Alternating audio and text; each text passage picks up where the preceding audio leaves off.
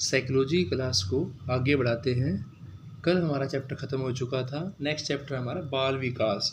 बाल विकास का अर्थ क्या है, उसकी नेचर क्या है, आज हम इसके बारे में जानेंगे। तो स्टूडेंट्स, संसार में जो प्रत्येक जीव है उसका विकास गर्भधारण से लेकर मृत्यु तक एक क्रम के रूप में चलता रहता है।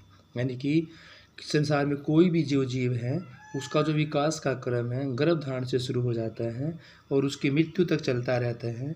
लेकिन यह विकास एक क्रमिक होता है, एक अवस्था के बाद दूसरी अवस्थाएं आती हैं, उनमें विकास होता है। तो विकास की प्रक्रिया कभी भी तीव्र तो कभी मंद गति से निरंतर बनी रहती है, कभी भी नहीं रुकती। विकास से मतलब होता है कि हमारा शारीरिक विकास है, मानसिक है, सामाजिक है, यानी कि हर एक प्रकार के विकास को इसमें लिया गया है।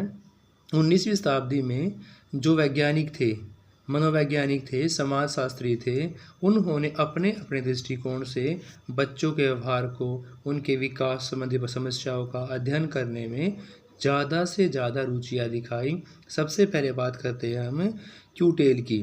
1976 से 1874 में इन्होंने एक सर्वे किया। उस सर्वे में इन्होंने मानव जीव के शारीरिक, नैतिक, बौद्धिक और स्वयंगात्मक परिवर्तनों को अलग अलग आयु के साथ उनकी क्षमता के अनुसार, कार्यों के अनुसार अध्ययन किया और मानव विकास के प्रति उन्होंने इस योगदान देखते हुए विकासात्मक मनोविज्ञान के जन्मदाता के रूप में जाना जाता है। किनको जाना जाता है? सबसे पहले क्यूटेल को।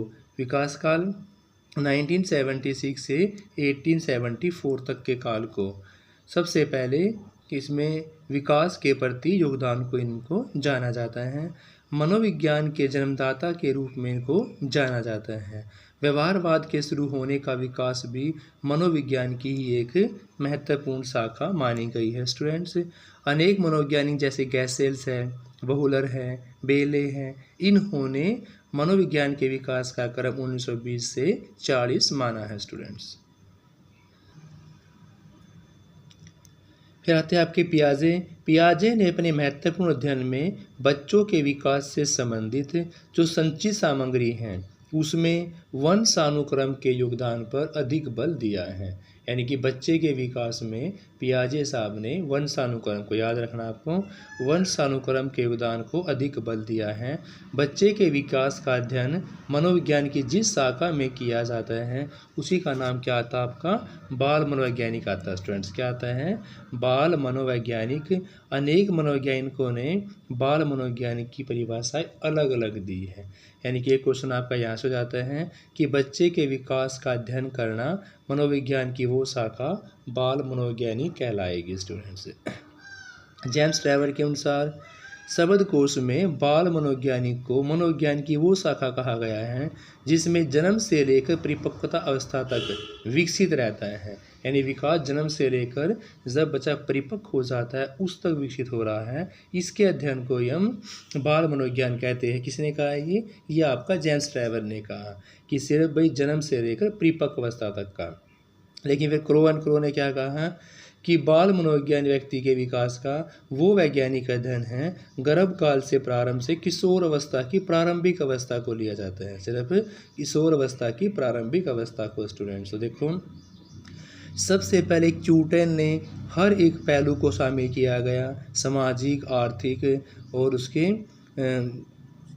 जो समाजशास्त्री थे उन्होंने हर एक पहलू को लेकर शारीरिक, मानसिक और सामाजिक को तब विकास के क्रम का अध्ययन किया और जन्म से लेकर मृत्यु तक का बताया।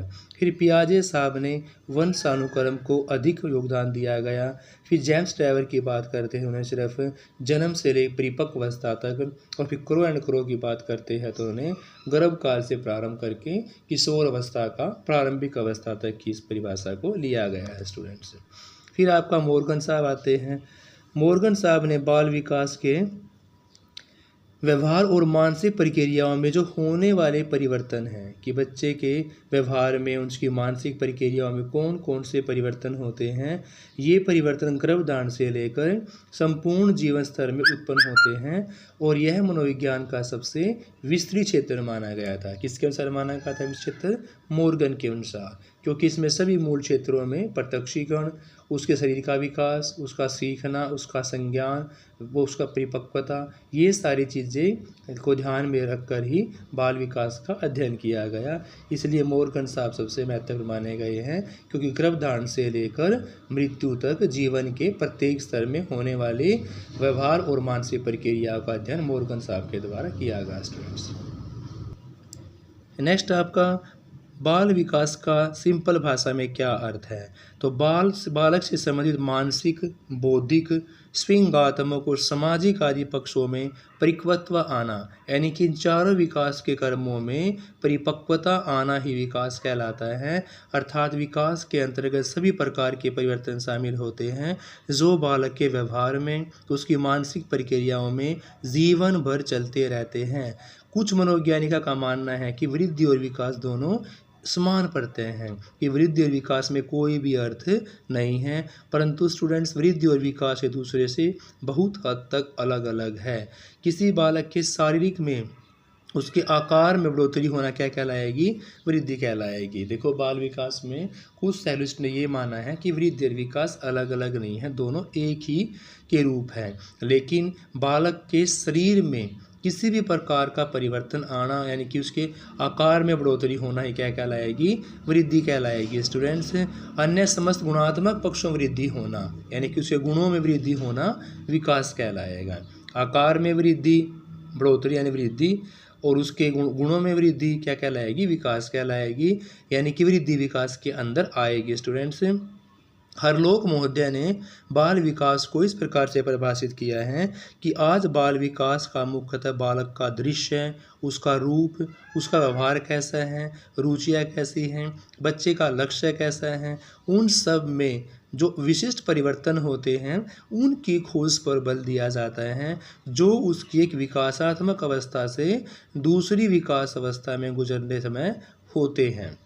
साथ ही बाल विकास में जानने का प्रयास भी किया जाता है कि ये परिवर्तन कब कब होते हैं, क्या कारण है इनके होने के लिए, क्या ये सभी के सेम होते हैं, क्या इन पे व्यक्ति भिन्नताओं का अंतर भी पड़ता है कि नहीं पड़ता है। स्टूडेंट्स, देखो, बाल विकास का मतलब होता है कि बच्चे के सिर्फ एक पहलू का अध्ययन न करके उसकी हर एक विकास के पहलू का अध्ययन किया जाए, कि उसका मानसिक क्या है, बौद्धिक बुद्धि कैसी है, उसकी संवेग कैसे है, उसके समाज में विकास कैसा है, यानी कि जन्म काल से लेकर परिपक्वता आना ही विकास कहलाता है।